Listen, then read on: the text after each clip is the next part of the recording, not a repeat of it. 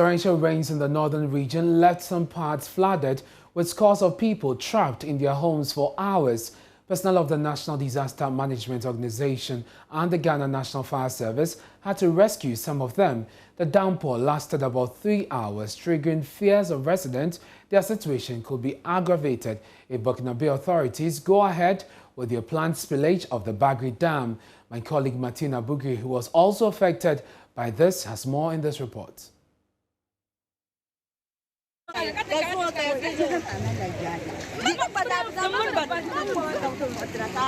This is my first time. I didn't see some before on this road. So I crossed first bridge. That was the second bridge. So I reached the middle and I saw that the rain to want to push me inside the hole. So I returned back that I should come back and come and wait here. So after the rain, the erosion go down, I said that I'll continue my journey. How long have you been waiting here? More than 1 hour, getting to 2 hours. Getting to 2 hours. Where were you heading to? The last bridge, some 4 buildings over there. So this is my second time. So the moment I read the moment I reach the middle, I want to force and cross. And I had the rain to push me my motor.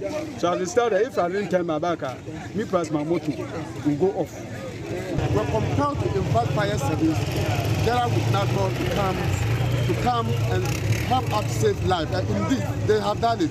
We were able to rescue. They swam up to that house and rescue all those people. How many people did they rescue? 6 people and about 4 children. It has not been easy. It has not been easy because as of today, none of us can go to Tamale. Any attempt, you may even lose your life. As we can see, evidence by it has been divided into 3 sessions. The first session is the one at Taha, the second one is at Buwile, and the third one is at Fu. In fact, I think the incumbent MP house has been flooded. Mutawaki, former MP for Damangu, the house has been flooded. And so many houses, we can talk of thousands of houses, has been got stranded. People have locked up the other side and the other side again. A lot of people have locked up. So what we need is that the government should come out and make sure any engineer who supervises work and the work doesn't go proper, they should query him. Theophilus Papa Nick Legg is the Public Relations Officer of the Ghana Meteorological Agency. He joins us via phone. Mr. Legg, thank you for joining us. You did predict that there will be more rains, but did you relay this information to local authorities to help them in planning and addressing such occurrences we are witnessing today? Yeah, good evening to you and your viewers and listeners. And let me say that we have been working with our stakeholders. And to be precise, we work with these city authorities and then NADMO. What we've been doing is that we give weather information, that is weather forecast, weather warning, and any weather that will be detrimental to the people. We give it to our stakeholders so that they will also plan with it and then send this information out to the public. So we know that in the northern region, the situation that was just reported by my colleague Martina Bugri, they saw a 3-hour downpour. What can they expect in the coming days? For the northern sector of the country, let me say that they are in their peak of the rainy season. And what has even aggravated the situation is the opening of the Bagri Dam. Exactly. When this dam is open, more water is spilled and it comes to that section of the country. And so it destroys their crop and then their inhabitants. Mm-hmm. So I want to say that they are in danger. So we are calling upon NADMO to put in the measures. As for the preventive measures, it is a long-term something that has to be done. But immediately, those who live around those areas should be evacuated, and then measures will be put in place to make sure that they are safe.